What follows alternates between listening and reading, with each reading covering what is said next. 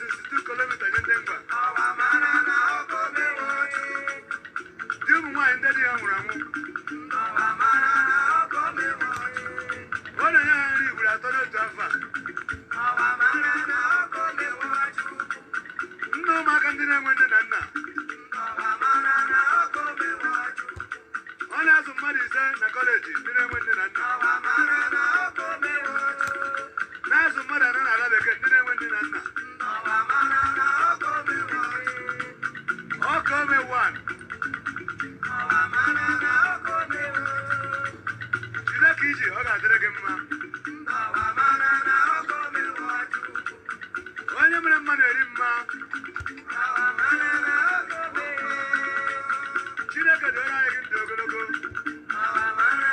got to go. Oh, come one of Okawamba. Jay, Okame. Oh, Amagala, Okame, what to do? Oh, now you let that be my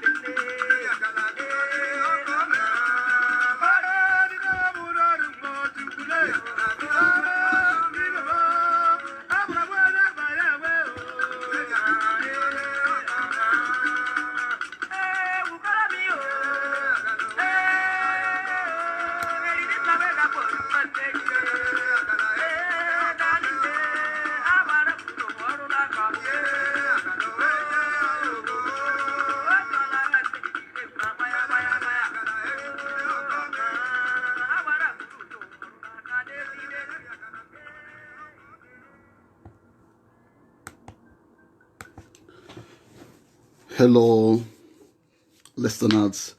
Good day, good morning, good afternoon, good evening, wherever you are listening from. I salute you. I implore our Father in heaven to be with us as you listen to my liberation gospel, and I pray that the wisdom therein will be used to the greater glory of His name. through Christ our Lord. I haven't done for some days now, but I said let me look at this. You've seen the title of this Liberation Gospel. I titled it today in the recent past editions. I haven't been putting up title due to issues from the owners of the platform in which I am using, Facebook. I've been writing few things on my wall this time. Many doesn't know what we've been passing through in the last 7 to 8 years, but at the end of everything, you know, truth is like pregnancy, cannot be hidden. It will still come out. That's why in as much as the social media has given us the audacity to tell our story, there are still concerted efforts by the owners of these platforms to hijack our voice, to stifle truth, to make sure that we don't operate the way we want. And you know, there have always been war against truth and justice in everywhere. Even if you read the story of even the Bible, whether you believe it or not, people were against it. And the part of what I'm going to talk about today, you know, we look at that, and that is I mentioned Constantinople. Many of you will be wondering what Constantinople means, but students of history, students of politics, students of global affairs, if you read in-depthly, or if you know what's up, you will begin to understand where I am heading to. But before I go forth, I talked about sabotage, saboteurs, and Biafra. Sabotage, saboteurs, Constantinople, and Biafra. What connects these things? Sabotage, many of you will understand the meaning of sabotage. It's just the deliberate act of obstructing something, to sabotage an effort. To, you know, this is an English word. It's used in many ways in different fields. It can be used in the office, organization, politics, war, in everything, even in the family. Sabotaging effort. Somebody can decide to sabotage your effort, and a saboteur is the person who engages in sabotage is called a saboteur. And I decided to pick up Constantinople in the issue of what I'm trying to drive at, and that is I want to talk about Biafra. You all know our concerted effort to add to what is on board and our march to the restoration of the Republic of Biafra. First of all, students of history, of those who are knowledgeable about history, will understand a bit. Unless you study history as a major, then you begin to understand the era of the Middle Ages, the medieval times, and the Byzantine Empire. And it's important for us to understand that the current civilization in which we are following now, the Western civilization, originated from the Roman civilization. Rome, when you go to Rome, behave like the Romans. Everything, at a time, the world was ruled by Rome, and we've seen the relics, the legacies of the Roman civilization all across the world. Especially in what we do today. Many things, the buildings, the roads, the schools, even the change of the Sabbath day being Sunday, all these things emanated from the Roman civilization. And it was then during that period, we had the Byzantine Empire. It was the Byzantine Empire set up its capital in Constantinople. Constantinople. I decided to bring it up in this talk of sabotage and saboteurs because it's a remarkable subject in global history. History of war, history of politics, history of religion. And we saw the Christianity, the modern Christendom. I mean, the spread started from Rome. But there's something we have to talk about, and that is the establishment of Constantinople by Constantine. Constantine the Great. Many who have studied the history of the church, maybe the priests, or those who have delved into liturgy or religion will understand a bit of where I am heading to. At the time, the Christendom was split, and that split of Christendom or Christians is still today, and it's this the city of Constantinople. You cannot talk about the split of Christendom into the Latin axis and the Eastern axis. Today, you see the Eastern axis in Orthodox Christianity. You see most of the Orthodox Christians in Russian area, Greek area, all those Balkan areas. At the time, while Rome was the spiritual capital of Christianity, Constantine the Great established a new headquarters in Constantinople. He named it after himself, Constantinople, and it became the seat. Later became the seat of Orthodox Christianity, and there were issues. I wouldn't want to delve into that. It's a long story because I want to do this within an hour. But this Constantinople I'm talking about today, it fell in the 15th century. It fell in the 15th century under one of the emperors that were weak, and it fell into the hands of Turks when Turks started building their empire.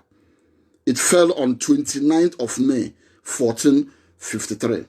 And before then, a lot of things happened because there were issues, there were problems between the Christians. These things we are seeing today, later, although in later years, during the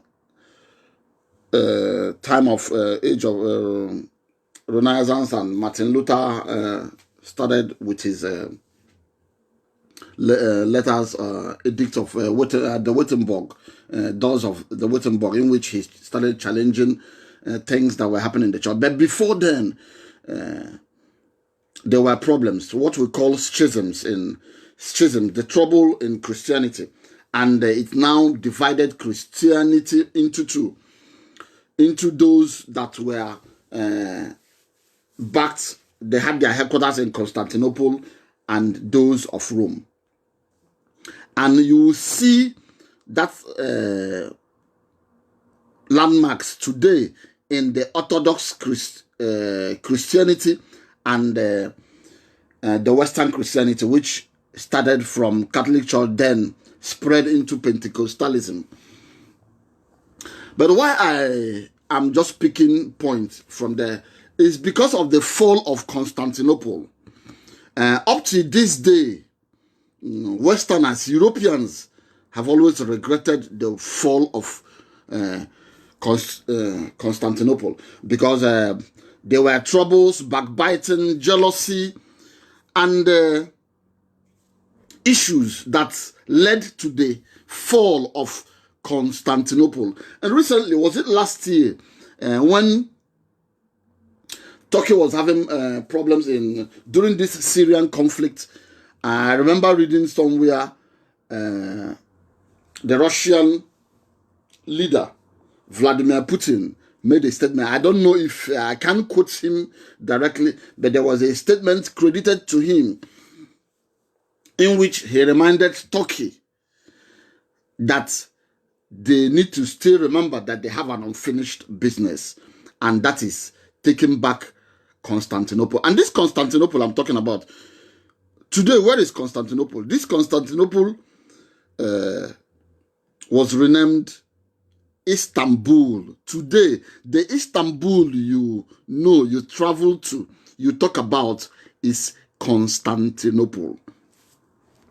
And Turks, a group of a very little warlike tribe, started off raiding their neighbors, raiding very ambitious people, started raiding their neighbors and other tribes, and started building an empire. And it culminated into a massive, sprawling empire that I've said it before in my previous, one or two of my previous gospels, that the Ottoman Empire at a time spanned across 3 continents, Asia, Europe, and Africa.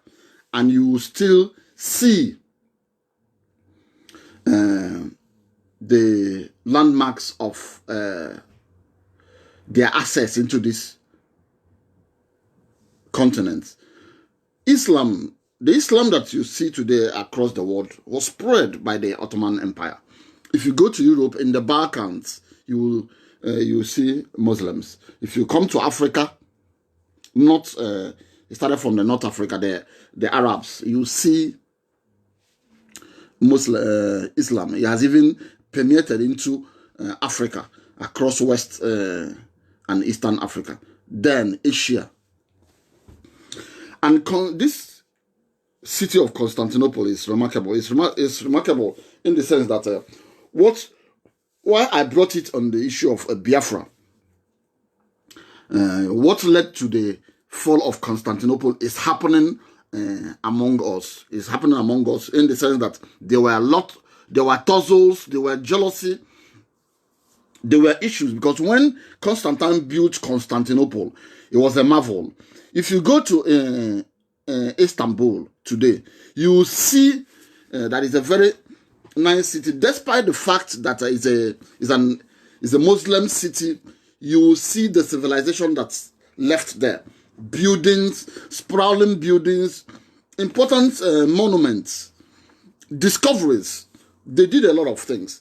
And that's why I always write on my wall. I said the little Fulanis in Nigeria who try to imitate or emulate something like that, they have nothing to offer because they achieved nothing except collecting money or raping and murdering people. Because in as much as how bad you may be, history always records important achievements, important discoveries and inventions. So Constantinople fell on 29th May 1453. But before it fell, there was a lot of issues, which I will not delve into at the moment. There were infighting.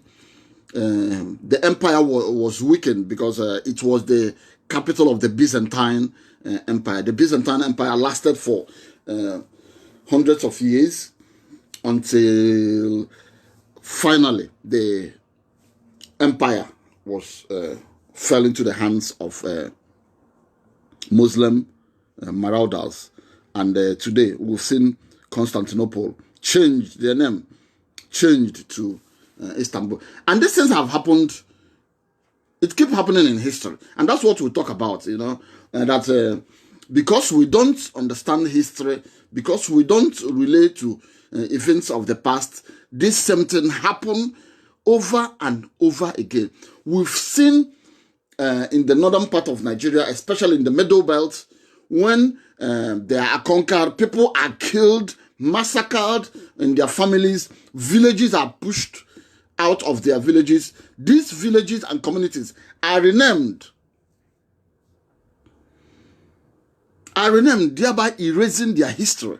These things are... Who will tell you that today in Turkey that Saul of Tarsus, we read the Bible, the New Testament, the Acts of the Apostles, most of the real evangelism or the gospel of Jesus Christ was preached across many places by Paul, who was former Saul. And do you know that Paul comes from today's Turkey? Tarsus. Paul was born in Tarsus. And that Tarsus is found in Turkey today. But today, Turkey is an Islamic country. No matter how they try to feign ignorance of the situation or put themselves as if they are a secular state, we've seen what Tayyip Erdogan is doing. Today they are in Libya. What does that tell you? And not only that, they spread Islam across the Middle East, across North Africa, and from North Africa into West Africa. Do you know that during the time of Ottoman Danfodio, they supplied muskets and arms to him? Not only him, all those who conquered communities in the disguise of Islamic jihad, they were backed. So Constantinople fell on 29th May in 1453 after a 53-day siege. If you are conversant with history, you will still see that in different parts of the world. In those days, cities were walled. You will see that even in Nigeria. You talk about Kano walls, the ancient Kano walls. During the time of the Habe rulers, the Hausa rulers, the walled the Kano city. If you come to Benin too, you will see the ancient relics of the ancient Benin wall. You see, was it Airport Road? When I traveled to Benin City, I drove through the Airport Road. I saw relics of the ancient Benin walls, and some cultures still practice it, trying to wall off a community, maybe settlements, in order to know how to check invaders or enemies that are planning to overrun their territory. And as such, the Byzantine Empire walled Constantinople. The walled Constantinople so that it became a fortress. For you to conquer or get into the city, you must first of all bring down the walls. And the strength of an empire, the strength of kings then or territories then lay in the depth of their walls. And as such, Constantinople was walled. Constantinople was walled to forestall any invasion. But I'm telling you, a 53-day siege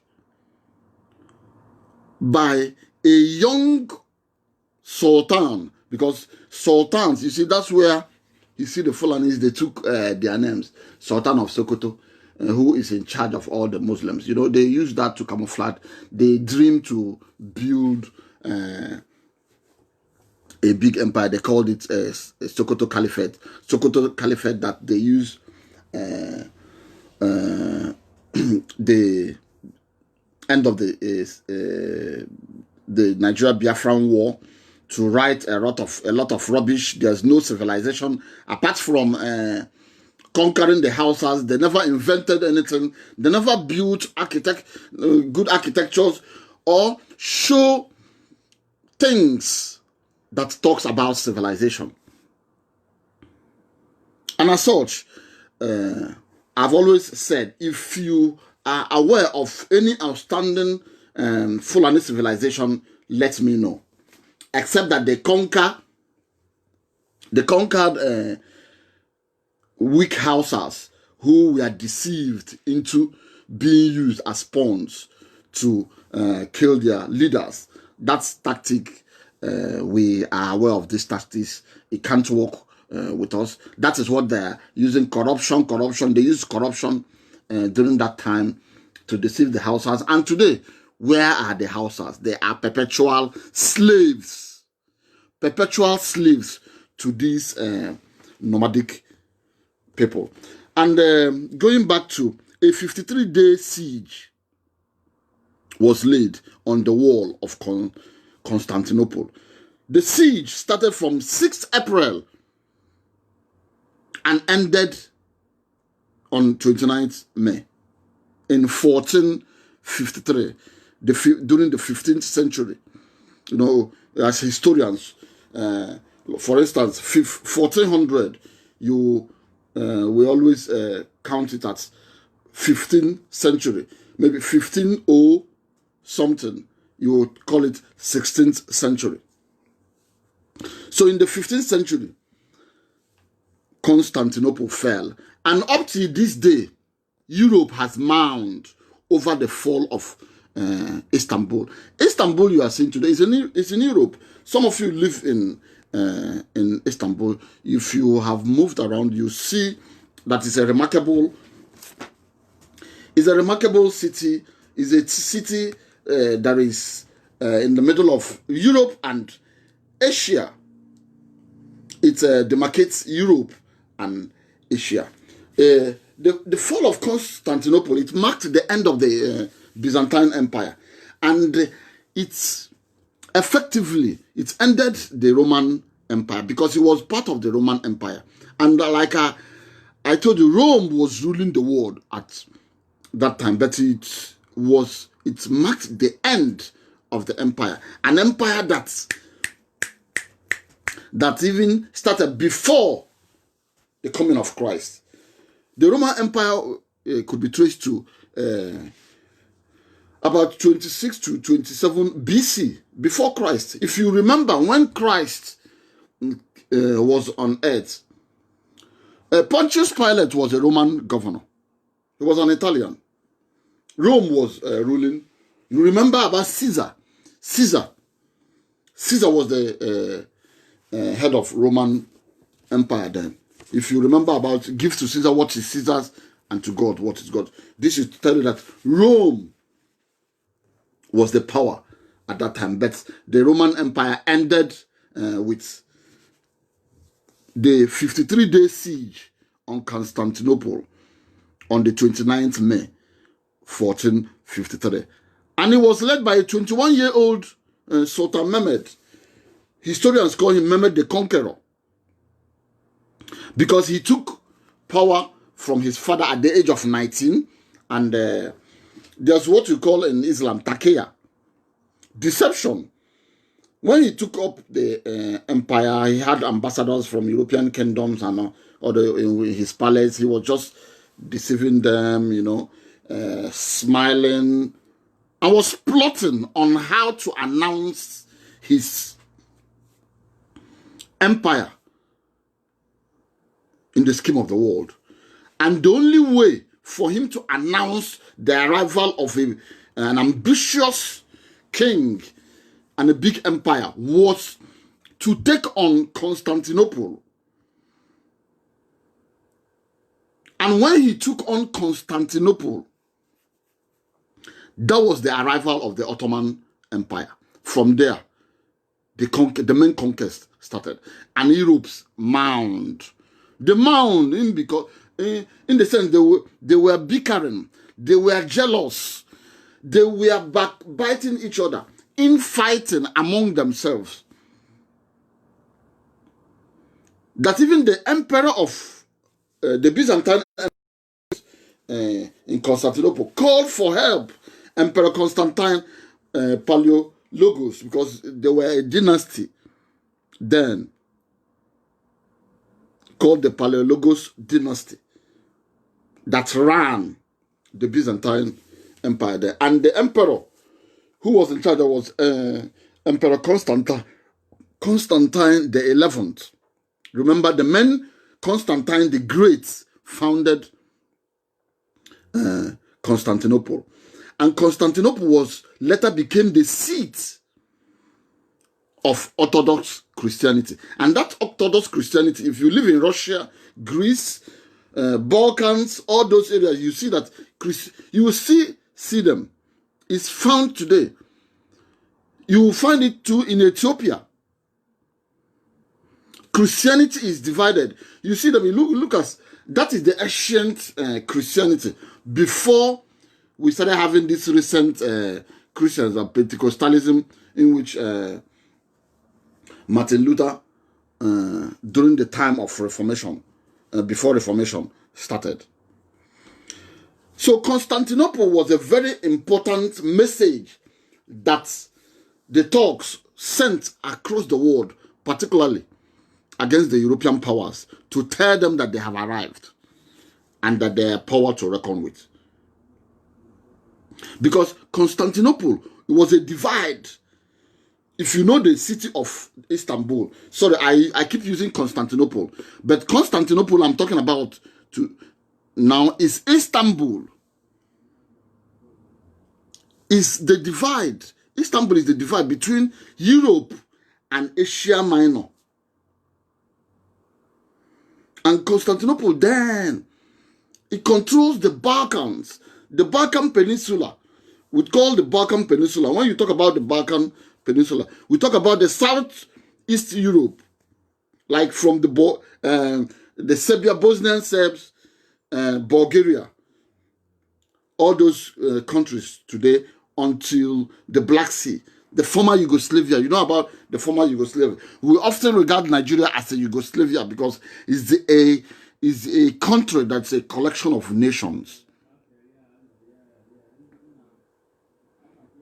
We saw the end of Yugoslavia and the rise of states like Croatia, Bosnia, Herzegovina, Albania, Kosovo, and all this. All these countries were formerly under the Ottoman Empire.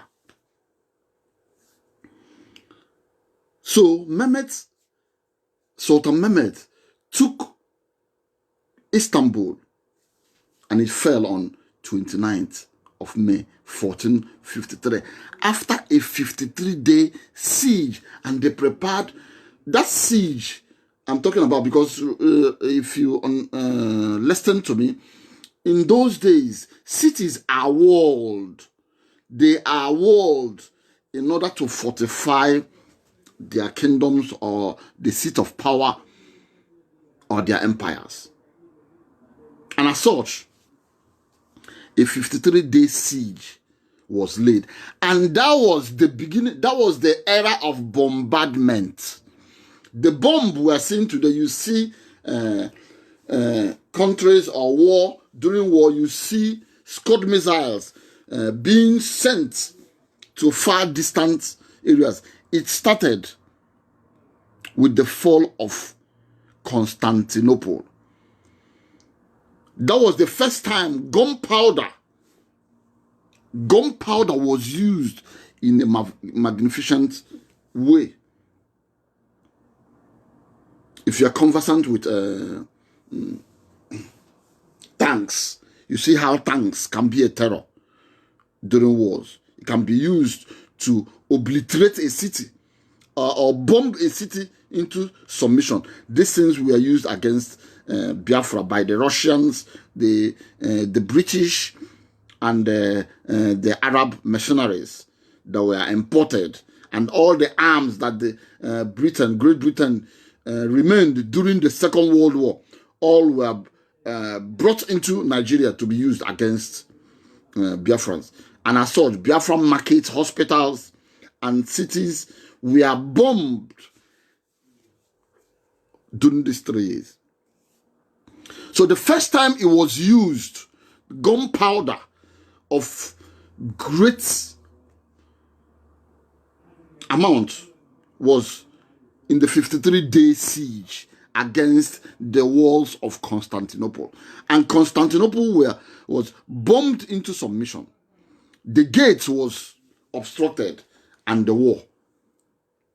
Although before then, what I want to hammer is Constantinople at that time, though it was the pride of Christianity, it was the pride of Rome, it was the pride of Europe, but they refused to help Constantinople, despite the call for support by its emperor, Constantine the 11th of Palaiologos. They failed to help him because of jealousy. They failed to help him because of backbiting. They failed to help him. Instead, they were saboteurs. They thought they were doing the emperor. They did not know that they are going to lose that territory, that political center of Europe and Roman Empire. They did not know that it will signal the end of the Roman Empire up to this day. And up to this day, you see, Constantinople is now Istanbul. That is the seat. It became the seat of the Ottoman Empire. And today, it's now the seat of the Republic of Turkey, in which Kemal Atatürk now founded. Because finally, after much more, Ottoman Empire ended. It ended during the First World War. I've said it many times. But officially, it ended in 1922. But it's the powers were whittled down, and the Europeans now paid them back in their account by sharing their territories during the First World War. But they still fought back. The Turks fought back, led by a military officer called Mustafa Kemal Atatürk. He was a commander in the Ottoman army. He now fought back to found a new republic called Turkey. Because Europe wanted to share everything to pay them back for the fall of... but he had to fight back and redeemed Constantinople, which is today Turkey, and now formed Turkey out of it. But Ottoman Empire comprises of the Balkans, the Southeast Europe. It comprises of North America. It comprised of many kingdoms in Asia Minor. All of them brought together. It was a sprawling empire. So because of European greed, because of their jealousy, because of their biting, because of their hatred, and the fight among themselves, they lost Constantinople and lost it forever. Today, Constantinople is Istanbul. You cannot take it away from. It will now take massacre or annihilation. It's not possible. And that is what we may see in our lands across the Biafran territory. If we don't take time, today, if you search history books, you see poets, historians, political analysts, they ruminate over the loss of Istanbul, which was formerly Constantinople, to the hands of Islam. And it was from there Islam now rose and spread across the world. It now spread. Look at, if you come to today's Nigeria, you see Muslims. That was, you see, the act of history, a little thing in history, done by this 21-year-old Sultan Mehmed, on seizing finally Constantinople on the 29th May 1453, after a 53-day siege, which started on 6th April, now brought many of you who are Muslims today. It was what spread Islam across the world. And we are about to make that mistake. We are about to make that mistake in the sense there are a lot of sabotage. During that period, before the siege, he did his job. He took, he took power from his father at the age of 19 and planned on how to become a great emperor. And history now recorded him as Mehmet the Conqueror. The problems between Rome and Constantinople started a long time ago. Like I said, today we have the Western Christians and the Orthodox Christians. Orthodox Christians are now, you see, Russians, Greek. That's where you will find it, and even you see traces of it in Ethiopia. That is the old ancient form of Christianity. You still see some of their acts, the way they act from the procedures, the liturgical procedures in Catholicism. And you know, from the Catholic Church, Protestantism started. Protestants, Anglican, every other denomination in Western Christianity. So we must understand what led to the fall of Constantinople. What led to the fall of Constantinople is rearing its ugly head out today. And that is what we call the schisms between the East and Western Europe in history. That's schisms. Schisms means S-C-H-I-S. Schisms means trouble. The schisms between East and Western Europe was traced to the 11th century, in which we now started having Orthodox Christianity and Roman Christianity. And that Orthodox Christianity, they use Greek as their language, as their lingua, whereas the Roman Christians used Latin. If you are conversant with world history, you know that before English became the universal language, the main language was Latin. You will even see it in our Roman. You remember Roman numerals. You learn it in schools. Even you see some ancient clubs. You still see ancient colleges, old colleges, organizations. They still have their logo and their motto in Latin. Latin was the language before English.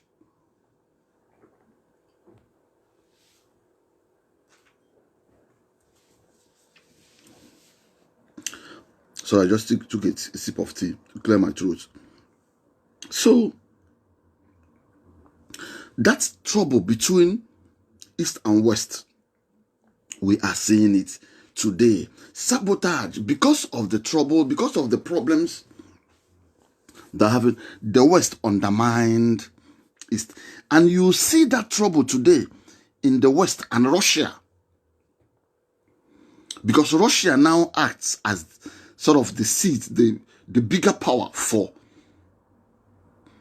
the Orthodox Christians. That is why that problem is still there up to this day. You see America and Russia. The trouble. You see America is the new leader in the Western Hemisphere, that is Western Europe, whereas Russia is the leader in the East. So history, and because of that, the fall of Constantinople,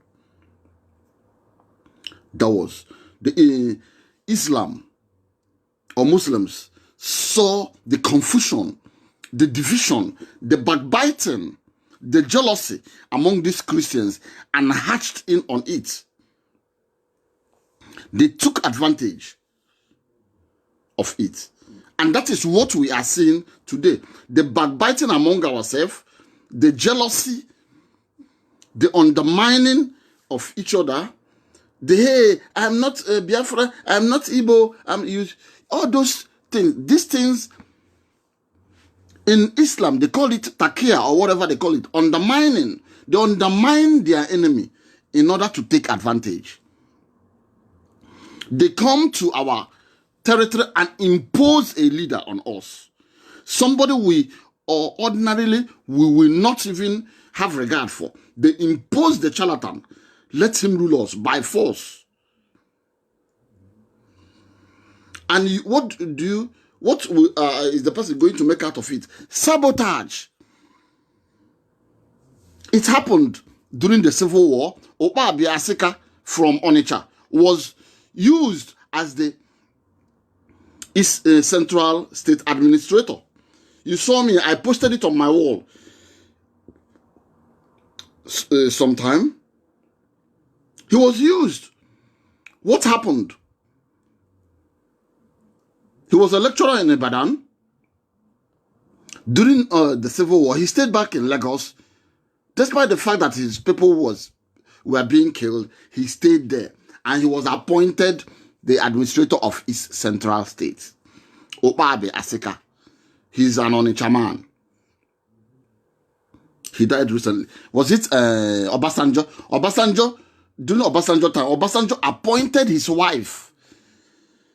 I don't know if it was a special advisor or something in his office. So to tell you what sabotage and saboteurs, because that is when your enemy is in charge, they weaken you. States were created in Nigeria during the Civil War as a form of sabotage, to sabotage the unity of the Biafran people. The British started it by rewriting our history. I was debating with an Irish friend the other time. We were talking about a book by Conrad, The Heart of Darkness, in which many European historians, until recently, we started debunking the fallacies they were in it. This is why we must have recourse to history. This is why we must, because history always repeats itself. Why do we research? When we talk about research, you look at what has happened in the past. You look at, in that field you want to write about, in that, even in business, you want to do a business, you look at those who have done that business, how they fared. You want to get into a new product, you look at products that are similar to that. You do your research.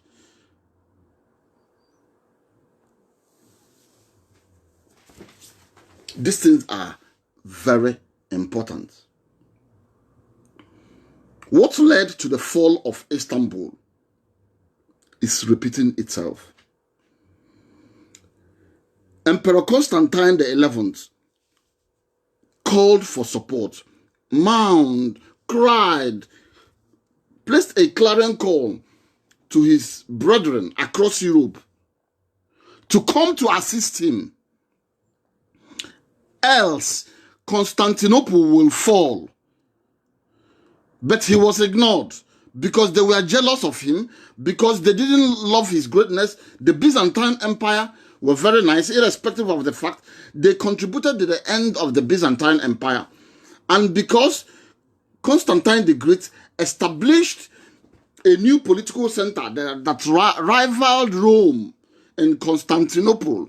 So Rome was jealous of Constantinople, and they let Constantinople fall. Today, that Constantinople is Istanbul. Today in Nigeria, Gobe, the center of Hausa city-state, is now Sokoto. Because some people were stupid, some people were jealous, some people, they wanted, if not me, it can never happen. That is what you see what is happening today. The young man, Nnamdi Kanu, has been preaching. You will see all form of propaganda coming up against. Nobody is a saint. But what is he doing? He is sending out a message, rallying for support, rallying cry, calling out his people. This thing is going to happen. Constantinople is going to fall. Our land is going to fall if we don't take time. Some people are saying we are just crying wolf over nothing. Some people are saying we are just raising alarm. Some people are saying that we are alarmist. Many are saying that no, what we are saying is wrong. People they rather be slaves than to be freeborn. And it will happen if we don't take time.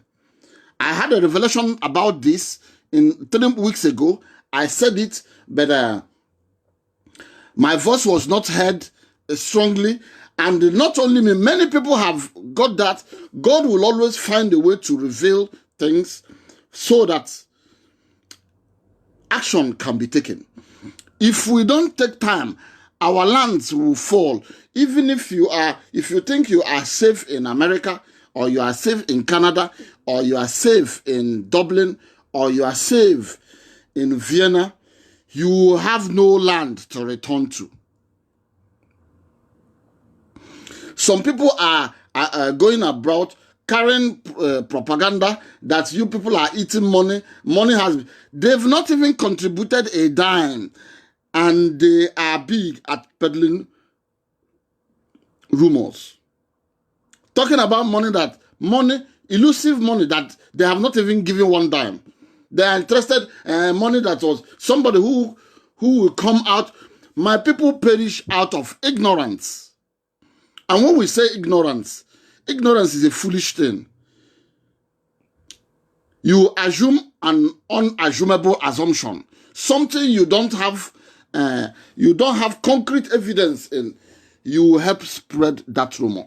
And we know how we have fared in Nigeria. Even a blind man knows the situation in Nigeria.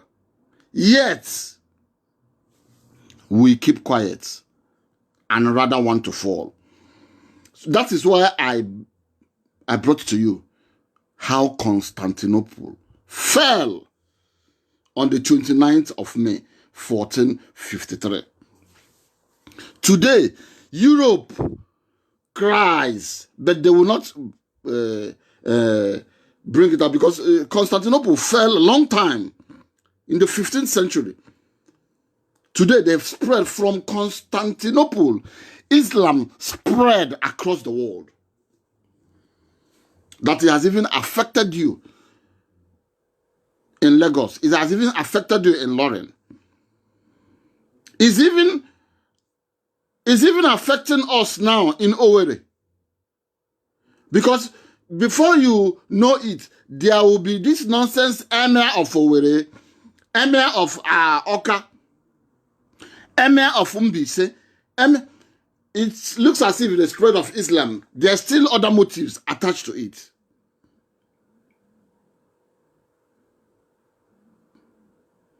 History is about to repeat itself. I talked about sabotage, and it was about sabotage. European leaders sabotaged their brothers, and they never helped. Facebook is even sabotaging us. They don't want us to spread. They keep undermining our message, knowing fully well because they are part of the enemy. They are evil. They don't want freedom of expression. You look as if it's this social media. But it's a lie. If we tell you what we see, if I relate to you my experiences since I set up Africa World newspaper, they've done everything to annihilate it, but I refused. And that's why you see, instead of you to have money, you will always be struggling, because they don't want you to have access to that, because they know what you can do. Each time your message, they will make sure that your message is limited. People will not have access to your message, because they know that your message is going to touch the hearts and mind until something cracks. Then it begins to spread. The fight is not only a physical fight, it's a spiritual one. Many of you do know that. But because of our weakness, we are encumbered, to act. You see, the enemy brings in jealousy, it brings in backbiting. Is it not this person? During the time when Jesus Christ was, before he was born, or even when he was born, there were statements, what good can come out of Nazareth? Because you know that Joseph was a carpenter, and many people, affluent family will say, is he not that carpenter? What is he good at? It happens in our society every day. We see that. Is he not this person? I know him now. He's just nothing. They will always want to undermine you. The Byzantine emperor called for support. Nobody listened to him. They never listened to him. They didn't want to assist him. And as such, 21-year-old Mehmet led his forces and laid siege for 53 days. You can imagine, for 53 days, nobody came to help Constantinople. And it fell, and they started crying across European kingdoms, writing poems, writing big Shakespearean grammar, how Constantinople fell. But they saw it about to fall and knew that this was the intentions of the Islamists. Then they did nothing, and it fell. Today, we are talking about it. We are talking about what's happening in our land. Men of fighting age, coming from Niger, Chad, all across Fulani, is coming to take our land. And people say, forget it now. It's hunger. It's this lockdown that is making them to move. And the government of the day has been seized by the Fulanis, taking advantage of our oil resources, telling us that the oil doesn't belong to us.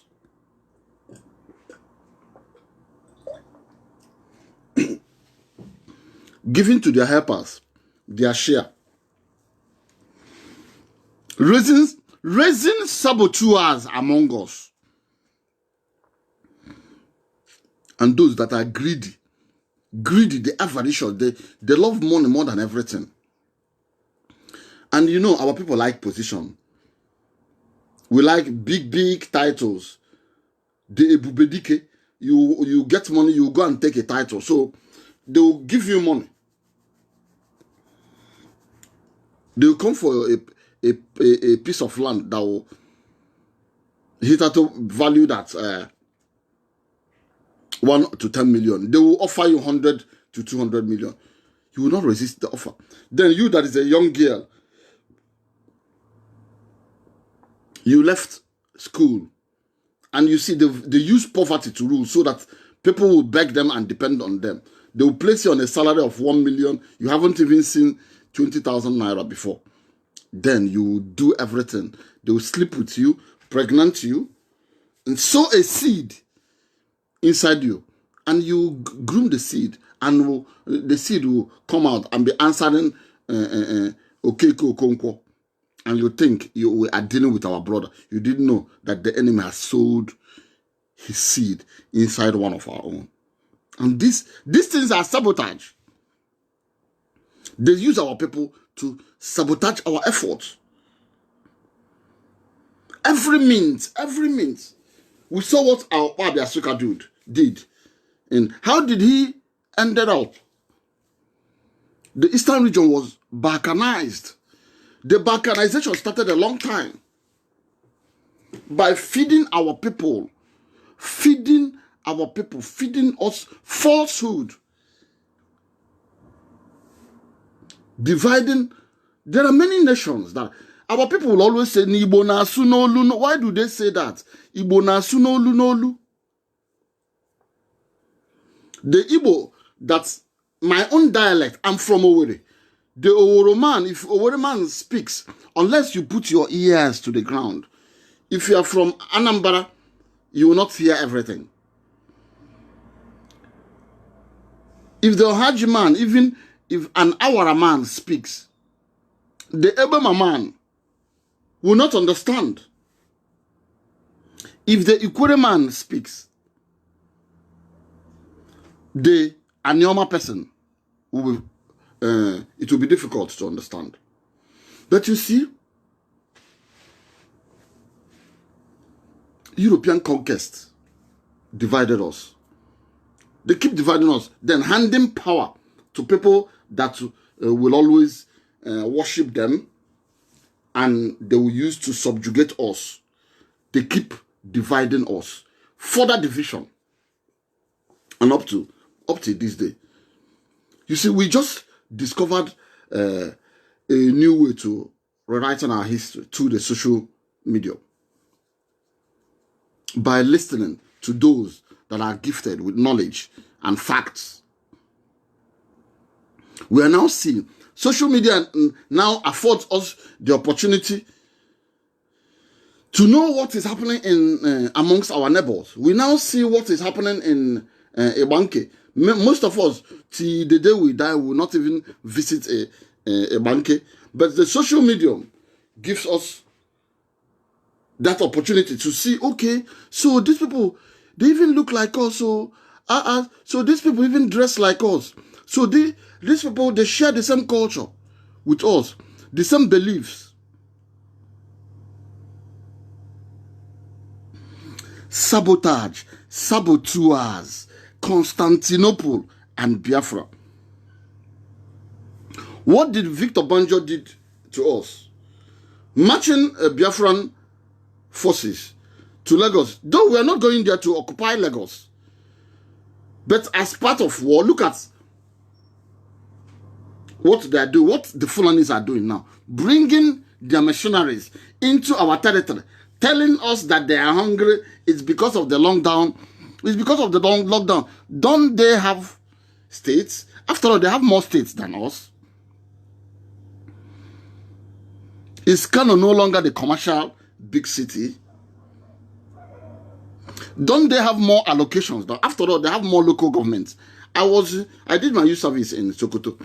They do nothing there except share money.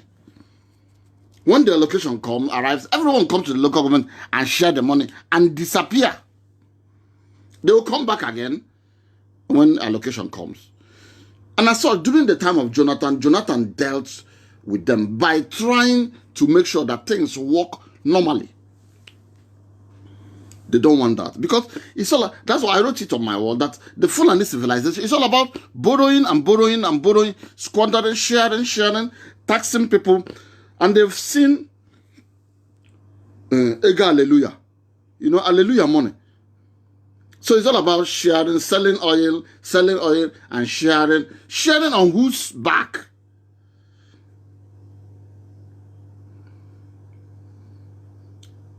Nigeria is a rich country, but does the money trickle down to its citizens? No.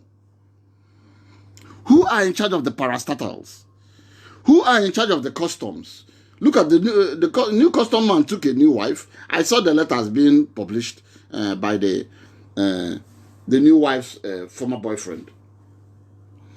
They have the luxury of taking as many wives as possible. They have no job except government, dipping into the government coffers. Who is in charge of the Nigerian Ports Authority? Do you know how many billions that are being generated there daily? The customs too, the immigrations, everything, all the parastat. There are many federal agencies that most of us have not even heard before. Federal Inland Revenue Service, money, billions come in. They are all in charge. And the problem is that being in charge, what do you do with this money? Nothing.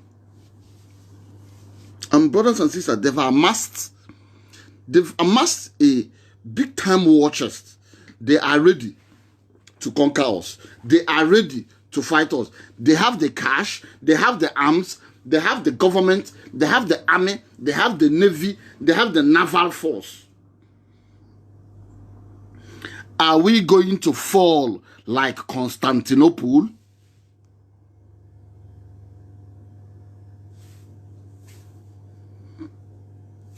The people we have, the big men we have, they are behaving like the great Zeke. Zeke had all the powers to do for us what we cannot do for ourselves. But because of that Igbo man's selfishness, look at where we are today. Let us face the fact. Zeke was selfish. And that is selfishness now brought us to this state. Selfishness in the sense that Ojukwu saw what was happening and said, no, it can't continue. I can't take it. He stood up like a man, like a leader.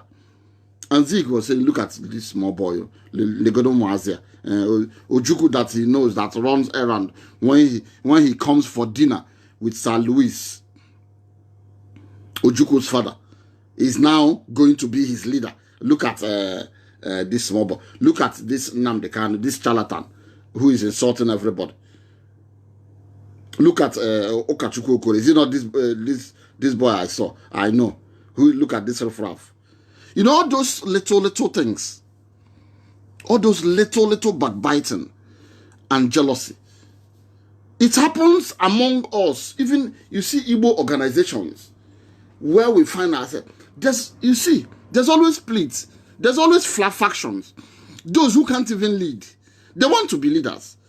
You see them, they are bereft of knowledge, progressive ideas, but they want to lead. Our people will always, we live in, say, money misroad. Some, because they have money, they will now go to their communities and take up the traditional ruler. You see, many of our traditional rulers are all people of dubious means.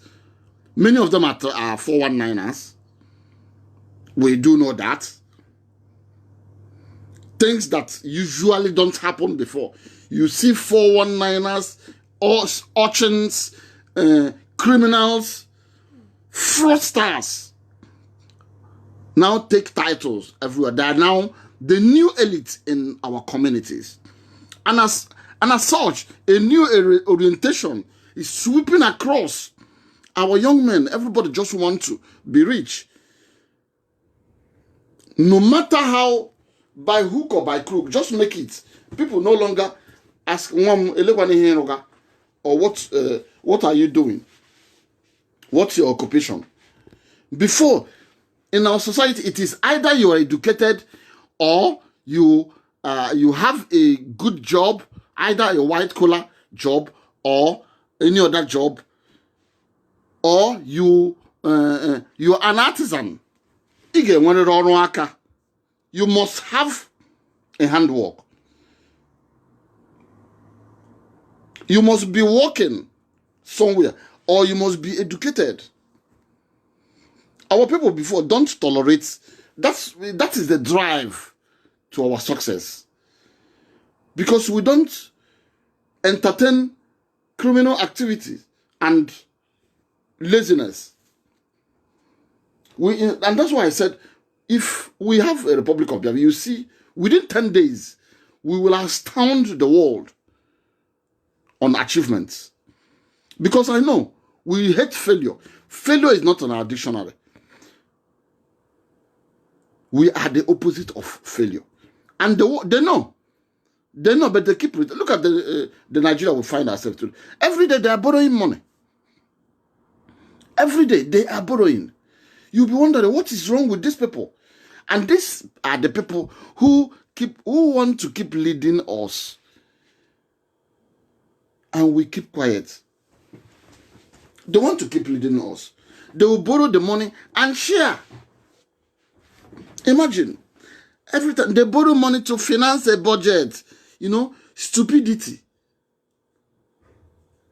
They don't even know how to initiate action. Look at a country they claim that have 200 million people. Yet this country swims in poverty. Is it not a shame?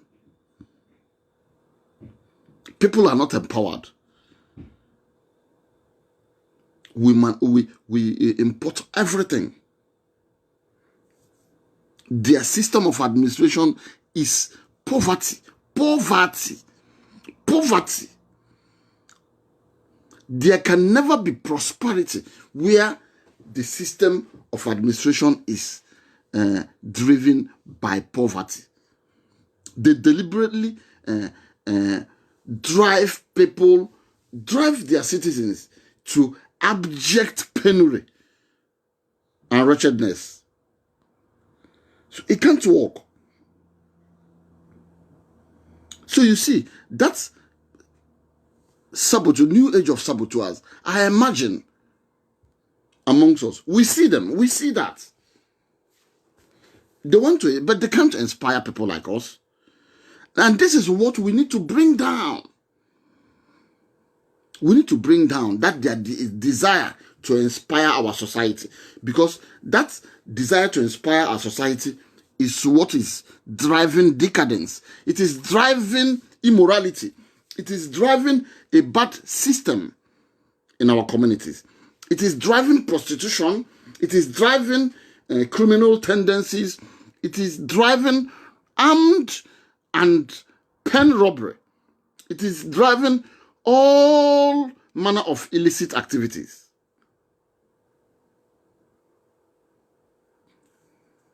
Look at the people we have as governors.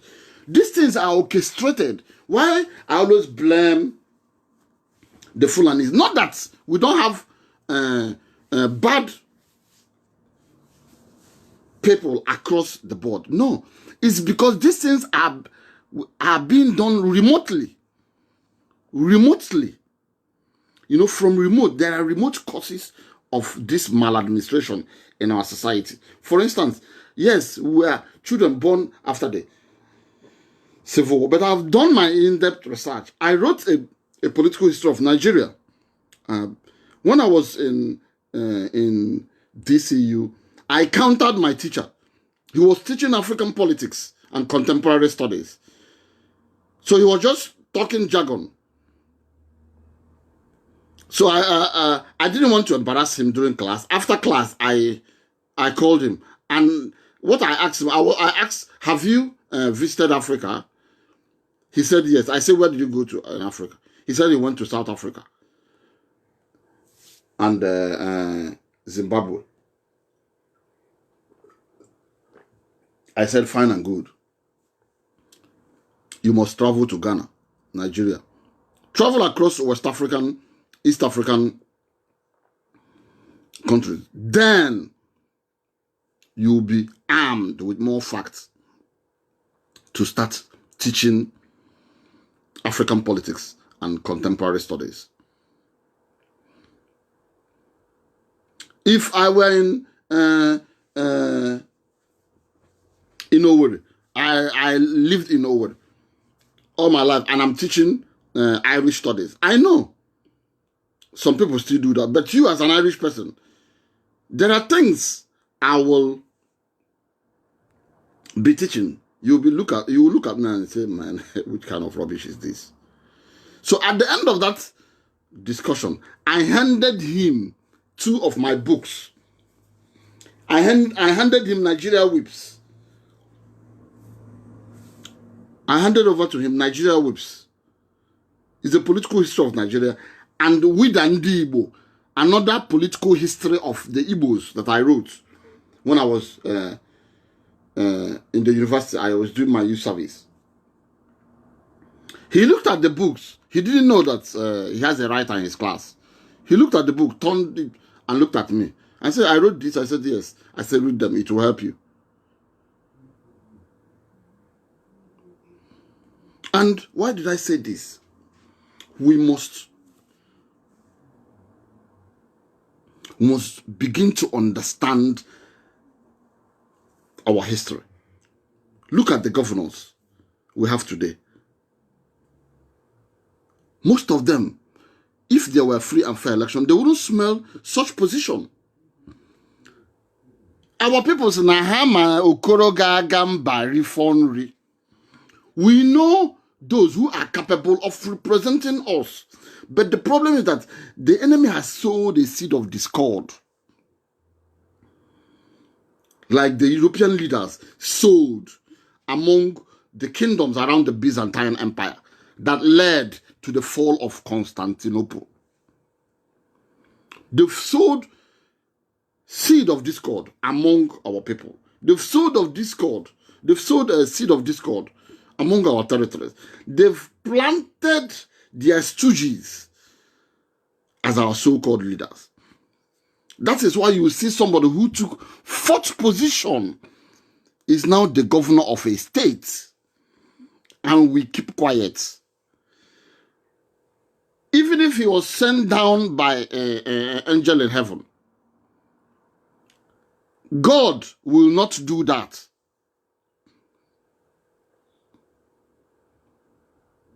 But today, he's the governor. And we still see people who want us to believe that they are men of honor surrounding. They don't want us to say the truth. And when you call him Supreme Court governor, they want to crucify you. And when this thing was happening, I said it in Dublin. I said Buhari removing Onoyen, he had plans to, because if he didn't remove Onoyen, the chief judge would have removed him because he rigged the election. Everyone knew he rigged the election. That even the first time he came on, the election was rigged. Nigerian elections are being continuously and constantly being rigged. There's no free and fair elections in that country. But he laid down the grand plan. We know, but in Nigeria, anything can happen. Nigeria is a country whereby anything can happen. In Nigeria, anything can happen. You can just wake up today as a wretched pauper. By tomorrow, you become a billionaire. And start people will say, hey, God, man, I thank God. They'll just join you to Thanksgiving. They won't even question you how you make your money, how you make the money. They'll just join you for Thanksgiving. Even the pastor, the prophet that will welcome you in the church will not even ask you. He knew you as a wretched pauper yesterday. If you ask questions, they will call you an enemy of progress. They will say, look at this man, you are so jealous, you are an enemy of progress. They won't even want to know whether you killed, whether you sold human parts, whether you duped. That's what you see among us, people that we sent for public service. People that went for public service, they are now billionaires. Nobody asks questions. Rochas Okorocha said that Imo State, at the time Imo State was owing him. This is a man who was a dupe, went and hid as a Red Cross man. Look at even his chief of staff, who we did student politics the same. They are all billionaires. There was no day you did business. You were not even involved in import and exporting. But you are a billionaire. Nobody asks questions. And because the enemy has empowered you, you now go and seek authority from the enemy to have the audacity to lord things over us. And you want to ram it down our throat. Is that not sabotage? These people are the ones sabotaging our effort. They want a new Istanbul on our land. They want Constantinople to fall. Look at our Igbo elites. Igbo elites. Not only Igbo elites. Look at other Biafran nations. Edwin Clark, they call themselves Pandef. They cannot stand up and call a spade a spade. If they are giving contracts, they shut up. People can do anything because of money. Truth is being girdled down.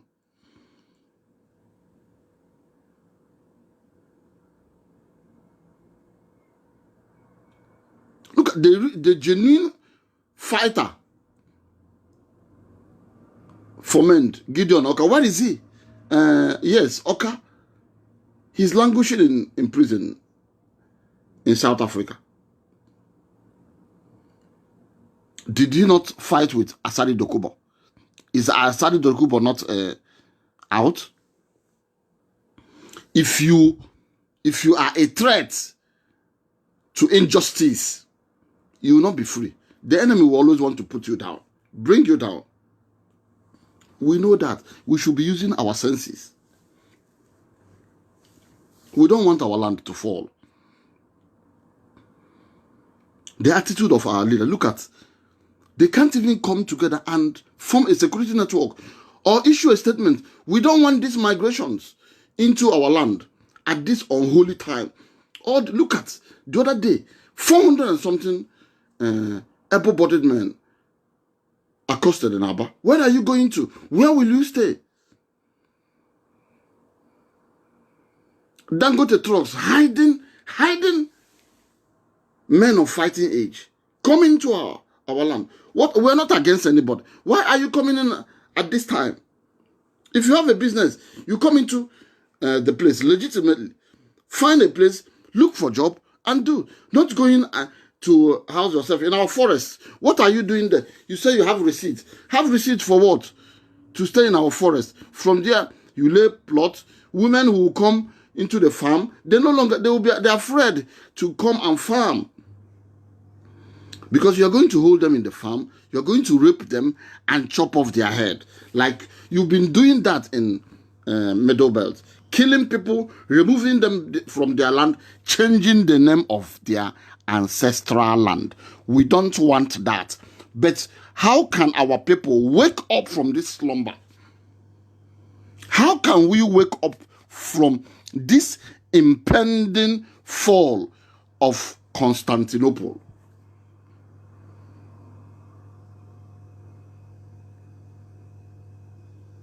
How can we? Jealousy, lack of support, indifference, sexual indiscipline, greed, lack of community love, hypocrisy, all these things are helping the enemy to find a foot. Look at those who are better than who we. They are even afraid of us. They know we are better and bigger than them. But they are now using our people, making use of the tools and mechanisms of government to permeate and spread among us. We pride ourselves, we have the highest billionaires, yet they cannot bring out, they are stingy to a fault. Look at our enemies are sending people to talk. You people are collecting money. Nnamdi Kanu is collecting money from these people and that people. You are contributing money for him, this and that. You haven't even contributed a dime. Yet, you are the one that's going to make a video of it. You are the one that's going to make a statement of it. You are the man. This is terrible. It is terrible. And as such, we must begin to expose the facts. Shame these saboteurs among us. End the sabotage. Find a way to melting down Ruthless treatment on sabotage and saboteurs. If we don't do that, then we will wait for the fall. Because what I saw, they took over our land. I saw it clearly.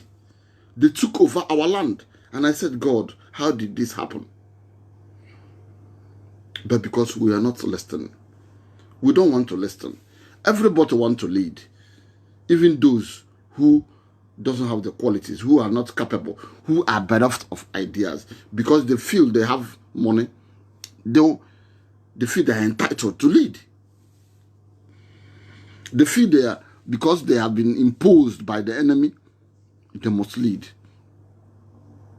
This dichotomy among us, this division is causing enormous harm than good. We must